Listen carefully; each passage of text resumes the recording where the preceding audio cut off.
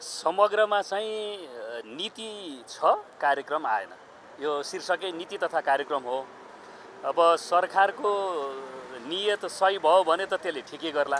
सरकारले नियत गलत राख्यो भने चाहिँ भोलि कार्यक्रम चाहिँ आफू अनुकूल बनाउने, सत्ता पक्षभित्रैका पनि पहुँच नपुगेका चाहिँ कार्यक्रमहरू सम्बोधन नहुने खतरा छ। किनभने नीति राखिएको छ। जस्तो कतिपय ठाउँमा के भनिएको छ भने स्रोत व्यवस्थापन गर्दाखेरि रुग्न भएका चाहिँ आयोजना परियोजनाहरूलाई खारेज गर्ने, बजेट रोक्का गर्ने जस्ता प्रस्तावहरू नीतिमा आएको छ। त्यसो हुँदा पहुँच नपुग्ने प्रकृतिका चाहिँ कार्यक्रमहरू र प्रतिनिधिहरू भयो भने त्यसबेला ती कार्यक्रमहरूमा मिसम्यानिपुलेट हुने खतराहरू बढेको छ। त्यसरी हेर्दा समग्रमा चाहिँ नीति छ, कार्यक्रम छैन।